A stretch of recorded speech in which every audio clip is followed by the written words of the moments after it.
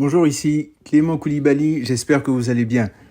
J'aimerais partager avec vous aujourd'hui 7 éléments très importants qui contribuent à notre croissance spirituelle. Donc 7 points très importants. Il y a un 8e auquel j'ai pensé, mais que je ne vais pas couvrir aujourd'hui, qui est le jeûne. Mais là, je vais vous parler des différents points. Donc le premier point, très important, pour la croissance spirituelle, c'est la prière, le fait de prier chaque jour. En parlant de prière, nous allons prier tout de suite. Seigneur, je veux te bénir, te rendre grâce, te dire merci pour le souffle de vie que tu nous as encore accordé aujourd'hui. Merci pour toutes les personnes qui vont entendre ce message. Merci de les bénir, de les garder, de les protéger. Et Seigneur, ta parole puisse nous transformer, nous amener encore plus près de toi, Seigneur, et nous amener à te ressembler et à être des sources de bénédiction pour les personnes autour de nous. Dans le nom de Jésus, Amen. Donc, prier chaque jour. La dernière fois, j'avais, je pense il y a peut-être 2 ou 3 semaines, parlé de la volonté de Dieu. Et un des éléments, c'était le fait de prier sans cesse. Donc, je ne vais pas rentrer dans ces détails-là, mais juste prendre un point de ce verset-là. Donc, prier chaque jour, c'est important. Vous savez, la prière, c'est la respiration. C'est la respiration. Ça devrait être normalement notre respiration. La respiration du chrétien. Donc, être totalement, constamment en communion, en intimité avec le Seigneur Jésus. Et cela, c'est grâce à la prière. Et quand je parle de prière, je ne parle pas spécifiquement d'aller dans sa chambre, de s'enfermer. Oui, c'est excellent, il faut le faire. Mais pendant la journée, dans nos activités, dans tout ce qu'on fait, et il y a ce passage-là dans Jean chapitre 15. Dans Jean 15, le cep et les sarments, que vous connaissez certainement. Donc dans Jean chapitre 15, le Seigneur Jésus nous dit des choses très intéressantes. Et il y a quelque chose qui revient souvent dans ce passage, c'est le verbe demeurer, demeurer, demeurer. Voici ce qui est dit. Moi, je suis le vrai cep et mon Père est le vigneron. Tout sarment qui est en moi et qui ne porte pas de fruits, il le retranche. Et tout sarment qui porte du fruit, il l'émonde, afin qu'il porte encore plus de fruits. Déjà, vous êtes émondés à cause de la parole que je vous ai annoncée. Donc, verset 4, Jean 15, verset 4. Demeurez en moi, comme moi en vous, de même que le sarment ne peut de lui-même porter du fruit s'il ne demeure sur le cep. De même, vous non plus, vous ne demeurez en moi. Moi, je suis le cep, vous les sarments, donc je suis l'arbre, vous êtes les branches. Celui qui demeure en moi, comme moi en lui, porte beaucoup de fruits, car sans moi, vous ne pouvez rien faire. Si quelqu'un ne demeure pas en moi, il est jeté dehors comme le sarment, et il sèche. Puis l'on ramasse les sarments, on les jette au feu et ils brûlent. Si vous demeurez en moi, et que mes paroles demeurent en vous, demandez tout ce que vous voudrez et cela vous sera accordé. Mon Père est glorifié en ceci, que vous portiez beaucoup de fruits et vous serez mes disciples. Comme le Père m'a aimé, moi aussi je vous ai aimé. Demeurez dans mon amour, si vous gardez mes commandements, vous demeurez dans mon amour, comme j'ai gardé les commandements de mon Père et que je demeure dans son amour. Je vous ai parlé ainsi afin que ma joie soit en vous et que votre joie soit complète. Et il y a un dernier demeuré au verset 16. Il dit, ce n'est pas moi, ce n'est pas vous qui m'avez choisi, mais moi, je vous ai choisi et je vous ai établi afin que vous alliez, que vous portiez du fruit et que votre fruit demeure, pour que tout ce que vous demanderez au Père en mon nom, il vous le donne. Ce que je vous commande, c'est de vous aimer les uns les autres. Vous voyez, en fait, donc la prière, le fait de demeurer, parce que Christ dit, je demeure en vous, il faut que vous demeuriez en moi aussi. Donc, vraiment d'être connecté dans ce qu'on fait, dans nos actions, dans nos actes, dans nos pensées, vraiment tout faire pour vraiment revenir, être centré sur le Seigneur, vraiment que le Seigneur nous aide à faire cela dans le nom de Jésus. Donc, 1 Thessaloniciens 5, 17 nous dit, priez sans cesse. Priez sans cesse. Sans cesse, c'est adialeptos, c'est ça, adialeptos. Donc ça veut dire sans arrêt, sans discontinuer, sans cesse, continuellement. Donc adialeptos, donc qui est traduit justement par sans cesse, continuellement. Et on le voit dans dans différents passages. Par exemple, dans Romains 1, 9, Dieu que je sers en mon esprit dans l'évangile de son Fils m'est témoin que je fais sans cesse mention de vous. Dialeptos. Thessaloniciens 1, 3, nous rappelant sans cesse l'œuvre de votre foi, le travail de votre charité. Thessaloniciens 2, 13, c'est pourquoi nous rendons continuellement grâce à Dieu de ce qu'en recevant la parole de Dieu que nous vous avons fait entendre, vous l'avez reçue, non comme la parole des hommes, mais ainsi qu'elle est véritablement comme la parole de Dieu qui agit en vous qui croyez. Et ensuite, Thessaloniciens 5, 17, priez sans cesse. Donc vous voyez, donc on a cette idée-là, donc sans arrêt, sans discontinuer, continuellement. Donc, c'est le fait donc un des premiers éléments de notre croissance, c'est vraiment la prière sans cesse, la prière constante, la prière de l'esprit, la prière du cœur, la prière donc de vraiment prier constamment et demander au Seigneur de nous aider vraiment à prier régulièrement dans nos pensées, dans ce qu'on a à faire et d'être, je dirais, discipliné. On n'aime pas ce mot-là aujourd'hui, mais c'est ça, il faut être discipliné. On va parler plutôt d'habitude plutôt que de discipline parce qu'on trouve que la discipline, ça fait rigide, ça fait dur, etc. Ça, c'est un point de vue. Moi, je pense que nous sommes des disciples, on a besoin d'être disciplinés. Nous sommes des disciples de Christ, donc il faut qu'on soit disciplinés et donc avoir des disciplines. Donc la discipline de la prière qui est très importante. On voit par exemple Daniel, dans Daniel 6, à partir du verset 10, il est dit « Lorsque Daniel sut que le décret était écrit, donc le roi qu'on avait trompé, on lui a dit « Écoute, pendant 30 jours, signe un décret à l'effet que ceux qui vont adorer une autre personne que toi soit jeté en prison, soit jeté dans la fosse aux lions. » Et Daniel a entendu parler de ce décret-là. Et voici ce qu'il a fait. Lorsque Daniel sut que le décret était écrit, il se retira dans sa maison où les fenêtres de la chambre supérieure étaient ouvertes dans la direction de Jérusalem. Et 3 fois le jour, il se mettait à genoux, il priait et il louait son Dieu comme il le faisait auparavant. Vous voyez, 3 fois le jour, donc 3 fois par jour. Donc Daniel priait. C'était réglé, c'était sûr et tout ça, c'était vraiment, j'allais dire, ça, on peut dire d'une certaine façon rigide, mais souvent on dit, mais on va se laisser conduire par le Saint-Esprit, on va prier comme on veut, quand on veut, etc. Non. Il est important d'avoir une discipline. Ici, Daniel nous montre cet exemple-là 3 fois par jour. Je suis convaincu qu'en dehors de ça même, Daniel priait. Là, par exemple, on voit Néhémie, lorsque Néhémie a rencontré le roi et que Néhémie est apparu en étant triste devant le roi quand il a appris tout ce qui s'était passé à Jérusalem, qui avait été détruite et tout. Et lorsque le roi lui a dit « Mais qu'est-ce que tu as ? Qu'est-ce qui se passe ?» Il nous a dit que Néhémie se mit à prier tout de suite, immédiatement, avant de répondre au roi. Donc vous voyez, c'est vraiment important de développer cela et que le Seigneur nous y aide au nom de Jésus. Donc, il y a 3 passages, voyons des versets qui soutiennent ce point-là encore une fois. On voit par exemple notre Seigneur Jésus, donc dans Luc 18, qui adressa une parabole. Il est dit, Jésus leur adressa une parabole pour montrer qu'il faut toujours prier et ne point se relâcher. Donc je veux encourager quelqu'un aujourd'hui, je veux t'encourager mon frère, ma sœur, si tu as des difficultés dans ta vie de prière, si c'est compliqué, si c'est dur, cherche le Seigneur et mets-toi simplement à lui parler, mets-toi simplement à ouvrir ta bouche, à répandre ton cœur. Et tu vas voir que les choses vont changer. On dit que c'est en forgeant qu'on devient forgeron.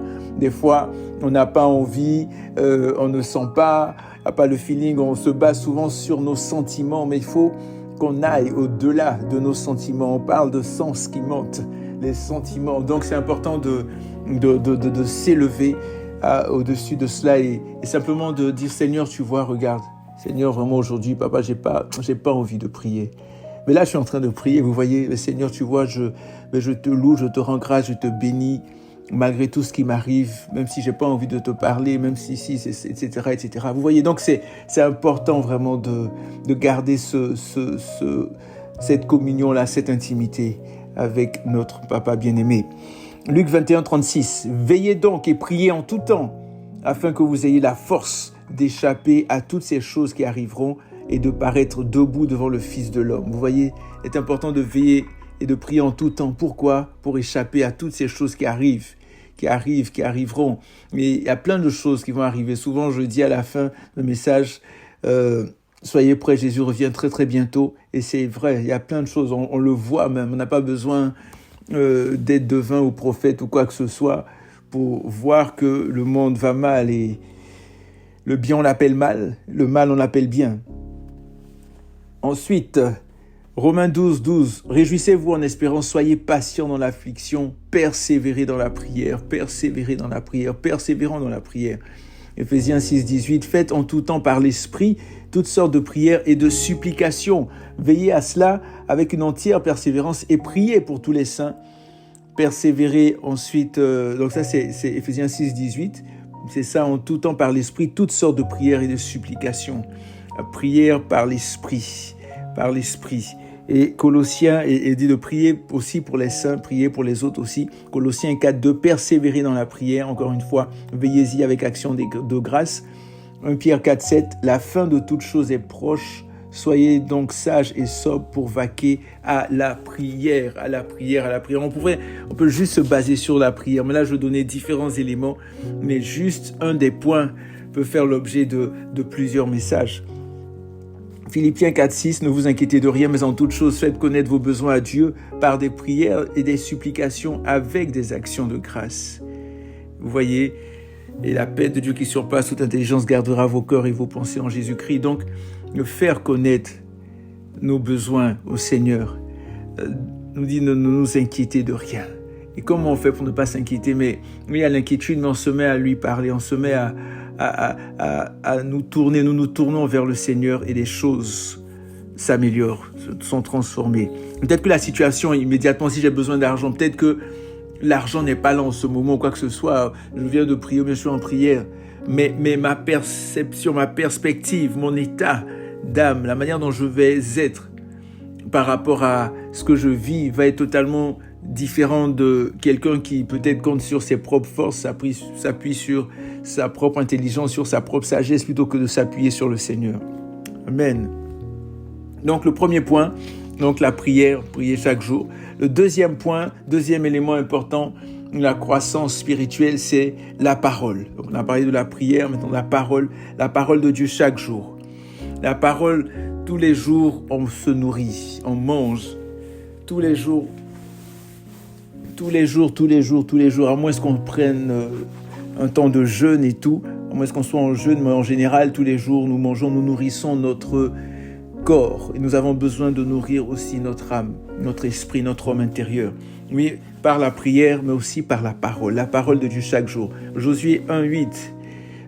Que ce livre de la loi ne s'éloigne point de ta bouche. Médite-le jour et nuit pour agir fidèlement selon tout ce qui est écrit, car c'est alors que tu auras du succès dans tes entreprises, c'est alors que tu réussiras. Vous voyez, ici, médite le jour. Dans la version Bible du Semeur dit, là c'est ça, du Semeur dit, aie soin de répéter sans cesse les paroles de ce livre de la loi. Aie soin de répéter sans cesse les paroles de ce livre de la loi. Médite-les jour et nuit, afin d'y obéir et d'appliquer tout ce qui est écrit, car alors tu auras du succès dans tes entreprises, alors tu réussiras. Donc, en fait, on est tellement être dans la parole, tellement la méditer, la lire, la manger, si je peux m'exprimer ainsi, que ce qui va sortir de notre bouche, ça va être la parole de Dieu.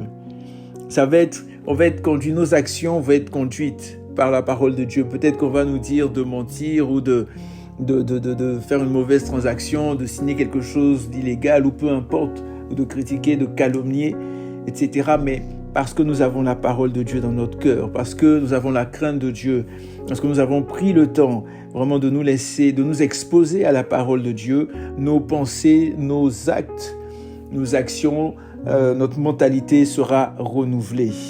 Donc, méditez la parole de Dieu. Il dit ici que ce livre médite le jour et nuit. Souvent, on le fait peut-être seulement le jour, mais là, ça veut dire 2 fois par jour, le jour et la nuit. Donc, le matin et le soir, ou en tout cas à différents moments de la journée. Mais si on peut le faire au moins 2 fois par jour, ce serait vraiment bien. Méditer méditer, médite le jour et nuit, médite ce livre de la loi, médite la parole de Dieu, médite. Méditer, c'est aga, ça veut dire gémir.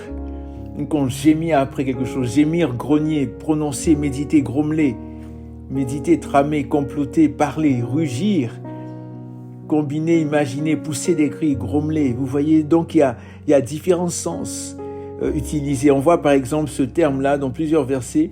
Par exemple, dans Job 27 au verset 4, il est dit « Mes lèvres ne prononcent rien d'injuste, ma langue ne dira rien de faux. » Donc, c'est aga ici pour dire « Ma langue ne dira rien de faux. » Le psaume 2, verset 1 « Pourquoi ce tumulte parmi les nations, ces vaines pensées parmi les peuples ?» Donc, aga. Donc, il y a d'autres versions qui disent que ce livre de la loi n'est sur le point de tes pensées, de ton cœur. Donc, ces vaines pensées, ce qu'on a à l'esprit, c'est le même sens que le fait de méditer. On médite des choses. Psaume 71, verset 24. « Ma langue chaque jour publiera ta justice, car ceux qui cherchent ma perte sont honteux et confus. » Aga, publiera. Donc chaque jour ma langue publiera. Donc c'est le mot aga aussi pour dire publier. Et Proverbe 15, 28. « Le cœur du juste médite pour répondre, mais la bouche des méchants répand des méchancetés. » Le cœur du juste médite pour répondre. Il réfléchit d'abord, il prend son temps, il pense, il médite et par la suite il répond. Il ouvre sa bouche. Il ne parle pas juste comme ça pour parler, mais il prend son temps. Donc c'est vraiment combien de fois lorsque quelqu'un nous parle, au lieu de prendre le temps d'écouter, d'examiner, de réfléchir, on est déjà prompt, on veut déjà tout de suite répondre. Il y a un proverbe qui dit que il n'y a pas plus insensé que de faire cela, de répondre avant d'avoir écouté. Donc, faisons attention. Prenons un exemple concret de personnes qui ont mis en pratique cet élément-là, le point concernant la parole de Dieu. Prenons l'exemple des Béréens. Donc, Acte 17, versets 10 à 11. Aussitôt, les frères firent partir de nuit Paul et Silas pour Bérée. Lorsqu'ils furent arrivés, ils entrèrent dans la synagogue des Juifs. Ces Juifs avaient des sentiments plus nobles que ceux de Thessalonique. Ils reçurent la parole avec beaucoup d'empressement et ils examinaient chaque jour les Écritures pour voir si ce qu'on leur disait était exact. Donc les Juifs de Thessalonique, ils faisaient quoi ? Ils examinaient chaque jour les Écritures. Vous voyez, ils étaient tout le temps dans la parole, chaque jour. Nous soyons tous les jours dans la parole de Dieu, qu'il ne se passe plus jamais aucune journée sans que nous soyons dans la parole de Dieu. C'est notre nourriture. Donc, ils examinaient chaque jour les Écritures. Examiner, anakrino. C'est ce que examiner veut dire en grec anakrino. Que signifie anakrino ? Anakrino veut dire concrètement faire des recherches, examiner ou juger, faire des recherches, s'enquérir de, examiner, scruter, cribler, estimer, déterminer l'excellence ou la défectuosité d'une personne ou d'une chose. Donc, on passe la chose ou la personne au scanner et on examine, on arrive à détecter, à voir s'il y a des défectuosités ou si cette chose est excellente. C'est un petit peu comme lorsqu'on va chez le bijoutier, il a des sortes de lunettes spéciales qui grossissent pour voir la qualité du bijou, etc. Donc c'est vraiment d'examiner, vraiment aller en profondeur. Donc c'est généralement traduit par interroger, examiner, juger, accuser, s'enquérir. On voit par exemple en Luc 23, 13 ou 14, c'est Pilate qui parlait à propos de Jésus et pouvait dire « Vous m'avez amené cet homme comme excitant le peuple à la révolte. Et voici, je l'ai interrogé, donc anakrino, je l'ai interrogé devant vous et je ne l'ai trouvé coupable d'aucune des choses dont vous l'accusez. Donc je l'ai examiné, je l'ai interrogé, j'ai discerné, j'ai vu, je l'ai passé au scanner et je n'ai rien trouvé de mauvais en lui. Il n'est pas coupable, mais vous voulez le tuer quand même. » Acte 28, 18, Paul qui parlait, racontait un petit peu ce qui lui était arrivé. Il dit « Après m'avoir interrogé, donc anakrino, il voulait me relâcher parce qu'il n'y avait en moi rien qui méritât la mort. 1 Corinthiens 9.3, c'est là ma défense contre ceux qui m'accusent, donc anacrino. Et 1 Corinthiens 14.24, mais si tous prophétisent et qu'il survienne quelques non-croyants ou un homme du peuple, il est convaincu par tous, il est jugé par tous, donc anacrino. Donc, c'est un peu le rôle du juge aussi, lorsque, avec les témoins et tout ça, donc on voit la situation, on voit la personne qui est à la barre, et on a à juger, à savoir exactement, donc anacrino. Et c'est ce que, comment est-ce qu'il s'appelle, Salomon a fait lorsqu'on lui a envoyé ces deux femmes sont venues devant lui. Il a dit non, mon bébé est, c'est mon bébé. L'autre a dit non, c'est mon bébé, etc. Le même enfant qui a pris, c'est impossible qu'il appartienne à deux mamans. Donc il y a une qui s'était couchée et qui a écrasé son bébé. Ils ont dormi sur son bébé, elle a tué son bébé par inadvertance. Et ces deux dames qui dormaient dans la même pièce, donc il y a une qui a volé le bébé de sa voisine et elle dit non, c'est mon bébé. L'autre dit c'est mon bébé. Mais là, Salomon a anacrino, il a pu juger, il a pu détecter. Et lorsqu'il a dit oui, amener une épée et on va séparer le bébé en deux, la dame, la vraie mère a dit non, ne le faites pas, qu'elle prenne le bébé. Mais la méchante, celle qui avait volé le bébé, a dit oui, coupez-le en deux, coupez, vous voyez. Donc on a vraiment besoin d'être rempli de l'Esprit de Dieu afin de pouvoir anacrino toutes choses, pouvoir examiner, juger toutes choses, surtout la parole. Et la parole nous aide à faire cela, le Saint-Esprit. Alléluia. Le troisième point important pour grandir, pour avancer dans notre intimité avec le Seigneur, dans la croissance spirituelle, c'est d'obéir à Dieu. Jean 14.21, celui qui a mes commandements et qui les garde, c'est celui qui m'aime. Et celui qui m'aime sera aimé de mon Père. Je l'aimerai et je me ferai connaître à lui. Celui qui a mes commandements et qui les garde, celui qui m'aime. Donc la version du semeur dit celui qui m'aime vraiment, c'est celui qui retient mes commandements et les applique.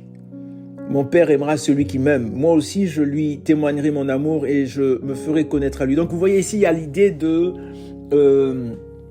mettre en pratique. Donc, oui, quand il est dit ici, dans la version 8 secondes, celui qui a mes commandements et qui les garde, c'est celui qui m'aime. Donc, le fait de les garder, c'est de les observer, de les mettre en pratique. Pas juste les avoir simplement. Oui, je peux avoir quelque chose, mais c'est vraiment en les mettant en pratique, en les observant, en obéissant à la parole de Dieu. Et c'est cela qui prouve notre amour pour Jésus. On fait de Dieu ce qu'on fait de sa parole. On ne peut pas dire oui, j'aime Dieu, mais j'aime pas sa parole. Ou bien moi c'est la prière seulement, la parole c'est pas trop ça. Mais moi c'est la parole, la prière c'est pas trop ça. Non, on a vraiment besoin des deux. Ce que sont comme les deux pieds d'une personne. Sinon, on est impotent, si je peux m'exprimer ainsi. Donc on a vraiment besoin de la prière et de la parole.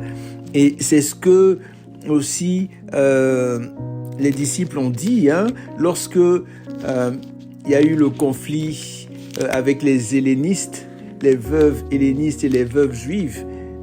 C'est ça, dans Actes chapitre 6, on va voir que les disciples ont pris une décision à ce propos-là. Et voici ce qui est dit.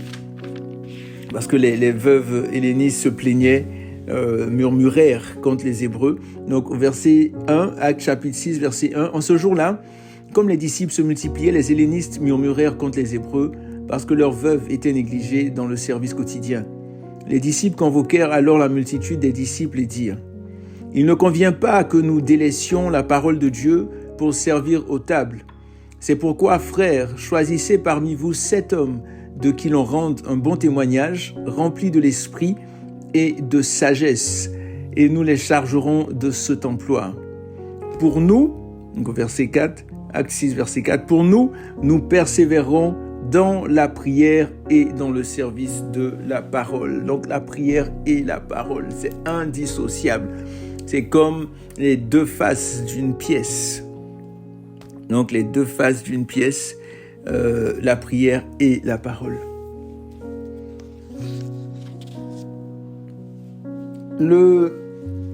L'autre élément, le cinquième élément, c'est ça, le quatrième élément, pardon. Donc, si je récapitule, donc on a parlé de fait de prier chaque jour, donc lire la parole de Dieu chaque jour et obéir à Dieu. Le quatrième élément, c'est témoigner de Christ par notre vie et nos paroles. Jean 15, 8, si vous portez beaucoup de fruits, c'est ainsi que mon Père sera glorifié et que vous serez mes disciples. Dans Jean chapitre 15, on voit plusieurs fois le terme demeurer, demeurer, demeurer, demeurer. Donc on a besoin de demeurer en Christ et on est heureux. Lorsqu'on est avec quelqu'un, on demeure avec la personne demeure avec nous. Ou nous, on a envie de parler de cette personne, on veut parler de cette personne, à moins qu'on ait honte, mais ça ne devrait pas. Donc, témoigner de Christ, c'est important de témoigner de ce que Christ a fait pour nous, de ce qu'il a fait, de témoigner par notre vie et par nos paroles aussi. Vous voyez, y a des personnes qui vont dire, oui, moi, ma vie, c'est simplement, les gens ont juste à voir ma vie et puis, ils vont voir le changement et puis, ils vont être transformés ou quoi. Oui, c'est vrai, ça marche. Ça marche, mais pas toujours. Mais des fois, on a besoin d'ouvrir la bouche aussi. C'est pas pour rien que Dieu nous a donné une bouche, pour s'en servir. Et de la bonne façon, bien sûr. Donc, on peut témoigner de Christ par notre vie. Oui, les gens vont observer qu'il y a eu des changements, des transformations en nous. Peut-être qu'avant, nous étions voleurs, menteurs, toutes sortes de choses, et c'est terminé. Vous voyez, donc, par notre vie et nos paroles aussi. Nos paroles aussi. Donc, porter du fruit, c'est important dans Matthieu 5,16, que votre lumière luise afin qu'il glorifie votre Père. Vous êtes la lumière du monde. Donc on a vraiment besoin, oui, que les gens voient que la lumière qui est en nous, la lumière de Christ qui est la lumière brille, qu'elle puisse briller au nom de Jésus. Cinquième point, confiez totalement tout à Dieu. 1 Pierre 5,7, déchargez-vous sur lui de tous vos soucis car lui-même prend soin de vous. Il prend soin de vous. On puisse se décharger. Seigneur, regarde, voici la situation, voici ce que je vis, voici ce que je traverse. Ce n'est pas facile, ce n'est pas évident. Seigneur, je te fais confiance, je te dépose tout. Et le problème, c'est quoi? C'est que, on dit déchargez-vous de tous vos soucis. Parfois, on se décharge sur Jésus de nos soucis et on les reprend après. On dépose nos soucis et on les reprend. Mais Seigneur, Jésus dit, mais je comprends pas. Tu reprends tes soucis. Qu'est-ce qui se passe? Ah, Seigneur, pardon, je les dépose à nouveau et puis hop, après je les reprends. Non. Se décharger, c'est quoi? Se décharger, c'est très intéressant. Se décharger, c'est épiripto. Et épiripto signifie jeter sur, placer sur. Et puis on fait demi-tour, on ne reste pas là. On s'est déchargé, puis c'est terminé. On essaie d'oublier par la grâce de Dieu, d'avancer. On trace sa route, comme on dit. Donc, généralement traduit par se jeter, se décharger. Donc, épiripto, on le voit dans Luc 19, 35 aussi, pour décharger. Là, donc dans ce passage, on dit, là, c'est quand Jésus entrait à Jérusalem. Il entrait dans Jérusalem une semaine avant sa crucifixion. Donc, il entrait sur un ânon et les gens l'acclamaient. Ce qu'il disait, Hosanna, Hosanna, au plus haut des cieux, béni soit celui qui vient au nom du Seigneur, alléluia, Hosanna, Hosanna. Donc avec des rameaux, des branches, tout ça, les gens mettaient leurs vêtements par terre, et puis, et ces mêmes personnes-là, une semaine après, elles criaient, crucifie-le, crucifie-le. Vous voyez, c'est terrible, hein, la nature humaine. Peut-être que si nous étions là-bas à cette époque, nous aurions fait de même, mais que le Seigneur nous aide à être des personnes vraiment qui ne sont pas poussées à tout vent de doctrine, qui ne sont pas poussées comme les vagues de la mer, mais des personnes qui sont stables, systémiques, qui sont fermes sur leurs décisions, sur leur point de vue. Donc ici, en Luc 19, 35, ils amenèrent à Jésus l'ânon sur lequel ils jetèrent leurs vêtements et firent monter Jésus. Ils ont jeté leurs vêtements sur l'ânon. Donc c'est ça, se décharger. Donc c'est Seigneur, je t'abandonne. Voilà, tiens-le. Seigneur, tiens ça. Il y a le sens aussi, donc épiripto. Donc épi, c'est sur, donc sur ou au-dessus, contre quelque chose à travers. Et puis, ripto, qui signifie jeter, lancer, jeter à terre, jeter devant. donc posé avec la suggestion de hâte et de manque de soin, donc jeté au sol aussi, se prosterner. On a par exemple Matthieu 27, 5, on parle de Judas ici. Judas jeta les pièces d'argent dans le temple et se retira. Il se retira et alla se pendre. Donc il a jeté les pièces d'argent quand il s'est rendu compte que non, vraiment, ce qu'il avait fait était irréversible. La trahison qu'il a faite à Jésus. Et en Luc 4, 35, Jésus le menaça disant « Tais-toi et sors de cet homme ». Et le démon le jeta au milieu de l'assemblée. Donc Ripto le jeta, au milieu de l'assemblée et sortit de lui sans lui faire aucun mal. Donc c'est vraiment se décharger totalement. Et comment on le fait? Matthieu 6, 25 à 34, c'est vraiment ce que le Seigneur Jésus nous a conseillé. C'est ce qu'il a dit sur le sermon, au niveau du sermon sur la montagne. Voici ce qu'il a dit. Il dit, c'est pourquoi je vous le dis. Ne vous inquiétez pas en vous demandant qu'allons-nous manger ou boire? Avec quoi allons-nous nous habiller? La vie ne vaut-elle pas bien plus que la nourriture et le corps ne vaut-il pas bien plus que les habits? Voyez ces oiseaux qui volent dans les airs.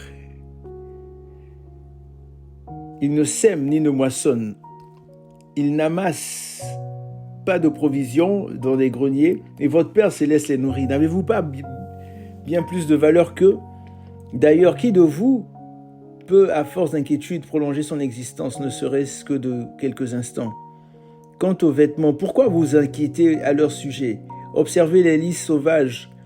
Ils poussent sans se fatiguer à tisser des vêtements. Pourtant, je vous l'assure, le roi Salomon lui-même, dans toute sa gloire, qu'est-ce qu'il a fait Salomon dans toute sa gloire? Il n'a pas, dans toute sa gloire, Salomon n'a pas été aussi bien habillé qu'eux. Vous voyez, n'a jamais été aussi bien vêtu qu'eux.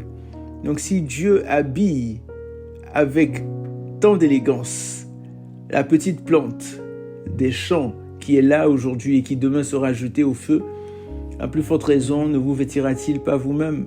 Ah, votre foi est encore bien petite. Ne vous inquiétez donc pas et ne dites pas « Que mangerons-nous » ou « Que boirons-nous » ? Avec quoi nous habillerons-nous? Toutes ces choses, les païens s'en préoccupent sans cesse. Mais votre Père qui est aux cieux sait que vous en avez besoin. Faites donc du règne de Dieu et de ce qui est juste à ses yeux votre préoccupation première, et toutes ces choses vous seront données en plus. Ne vous inquiétez pas pour le lendemain se souciera de lui-même, à chaque jour suffit sa peine. Donc, c'est en méditant dessus que nous arriverons à saisir, à comprendre que le Seigneur justement veut qu'on se décharge totalement sur lui, qu'on lui fasse totalement confiance. Et finalement, l'avant-dernier point, laissez le Saint-Esprit tout diriger. Galates 5, 16, 17, je vous dis, marchez selon l'Esprit et vous n'accomplirez pas les désirs de la chair. Car la chair a des désirs contraires à ceux de l'Esprit et l'Esprit en a de contraires à ceux de la chair. Ils sont opposés entre eux afin que vous ne fassiez point ce que vous voudriez. Donc, vraiment, laissez le Saint-Esprit tout diriger. Marchez par l'Esprit, on lui confie notre vie. La Bible du Semeur dit, je vous dis donc ceci, laissez le Saint-Esprit diriger votre vie et vous n'obéirez pas aux désirs qui animent l'homme livré à lui-même, car ces désirs sont diamétralement opposés à ceux de l'Esprit. Et l'Esprit a des désirs qui sont à l'opposé de ceux de l'homme livré à lui-même. Les deux sont opposés l'un à l'autre, c'est pourquoi vous ne pouvez pas être votre propre maître. Vous ne pouvez pas être votre propre maître. Donc, confiez tout au Saint-Esprit. Il sait mieux que nous ce qui est bon, ce qui est bien, et tout, connaît les profondeurs de Dieu. Il a besoin de dépendre totalement du Saint-Esprit. Et finalement, le tout dernier point, aimer Dieu passionnément. Arriver, c'est ça. C'est d'arriver vraiment au point où nous arrêtons de faire des choses pour obtenir son amour et sa faveur, vous voyez. Et parce qu'il il a déjà tout donné en fait. C'est dans cet amour-là, c'est de ne pas être dans le faire, mais être dans l'être. Donc c'est pas le faire, mais c'est plutôt l'être. Je suis un enfant de Dieu, je suis aimé. Et il y a ce passage là, Romains 5,8 qui dit « Mais Dieu prouve son amour envers nous en ce que lorsque nous étions encore des pécheurs, Christ est mort pour nous. » Nous étions encore des pécheurs. Il n'a pas attendu que nous soyons saints ou que nous marchions avec lui, que nous soyons complètement purs, etc. Non, non. Nous étions encore des pécheurs. Christ est mort pour nous. Donc, c'est vraiment de l'aimer parce qu'il nous a aimé le premier. De l'aimer véritablement, de nous appuyer sur lui, de compter sur lui, de nous attendre à lui. Donc si je récapitule les différents points dont on a parlé pour la croissance spirituelle, donc 7 éléments très importants qui contribuent à notre croissance spirituelle. Donc il y a le fait de prier chaque jour. Peut-être que vous savez tout ça, gloire à Jésus, c'est peut-être un rappel aussi, mais vraiment que le Seigneur nous aide. Prier chaque jour. Ensuite, lire la parole de Dieu chaque jour. Donc, lire, méditer et tout. On est rentré dans les détails par rapport à ça. Obéir à Dieu, troisièmement. Ensuite, c'est ça, s'appuyer sur le Seigneur. Et puis, ensuite, de laisser tout diriger dans notre vie. On avait aussi laissé le Saint-Esprit tout diriger, aimer Dieu passionnément. Donc, on avait témoigné de Christ par notre vie et nos paroles, confier totalement tout à Dieu, laisser le Saint-Esprit tout diriger et finalement aimer Dieu passionnément. Donc, je reprends rapidement. Donc, on avait le fait de prier chaque jour, lire la parole de Dieu. Troisièmement, obéir à Dieu. Quatrièmement, témoigner de Christ par notre vie et nos paroles. 5. Confier totalement tout à Dieu. 6. Laisser le Saint-Esprit tout diriger. Et 7e, aimer Dieu passionnément. Donc voilà, merci Seigneur pour ta parole, pour ce que tu as permis que nous partagions. Seigneur, aide-nous à continuer à grandir en toi et tous les jours à nous attendre à toi, à nous appuyer sur toi, à compter sur toi, à te parler, Seigneur mon Dieu, constamment. Seigneur, aide-nous à être aussi dans ta parole, Seigneur mon Dieu, à grandir en toi, Seigneur mon Dieu, jusqu'à la fin de notre vie. Merci infiniment, Seigneur, pour toutes les personnes qui vont entendre ou qui entendent, qui écoutent ce message. Merci de les bénir toute leur famille, Seigneur, et continuer à faire ton œuvre dans chacune de nos vies, Père. C'est dans le nom de Jésus que nous avons prié. Amen. Donc portez-vous bien, prenez soin de vous, que Dieu vous garde, que Dieu vous bénisse et surtout n'oubliez pas que Jésus revient très très très bientôt. À la prochaine.